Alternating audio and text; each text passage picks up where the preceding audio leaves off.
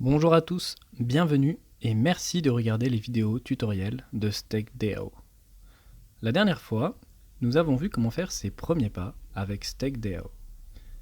Si vous avez manqué cette vidéo, assurez-vous de la regarder avant de vous plonger dans celle-ci en utilisant le lien dans la description.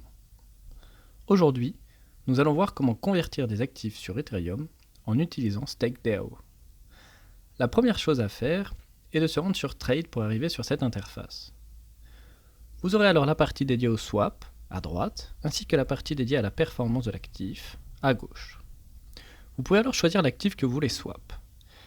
Vous pouvez utiliser la fonction recherche pour cela. Si par exemple je tape CRV, je vois tous les actifs liés à Curve. Je vais rester sur S.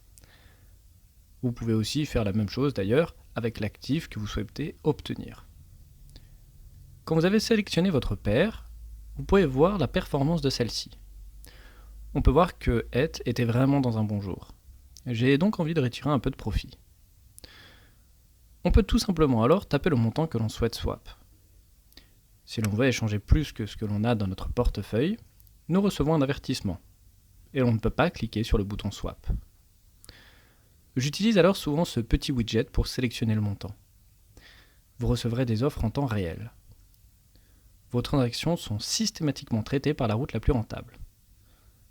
Ceci fait que, alors, vous recevrez plusieurs offres en temps réel, ainsi qu'une estimation du coût de swap, une fois que vous avez fixé vos montants. On peut voir qu'on a en dessous les frais et le montant minimum que l'on va recevoir une fois que l'on a fixé le swap que l'on souhaite effectuer. Pour comprendre ces frais, il va falloir alors savoir ce que sont les frais de gaz. C'est une des choses les plus importantes à connaître lorsque l'on effectue une transaction sur Ethereum. Le gas est le prix payé aux mineurs pour la validation de n'importe quelle transaction sur la blockchain Ethereum. En gros, plus vous voulez que la transaction soit effectuée rapidement, plus celle-ci s'avère coûteuse. Vous avez la possibilité de choisir cette vitesse en cliquant sur la pompe à essence. Vous pouvez avoir besoin de choisir l'option instantanée parfois pour assurer vos transactions. Une fois que vous avez réalisé tout cela, et si vous êtes satisfait de la proposition que vous avez reçue, appuyez sur Échanger.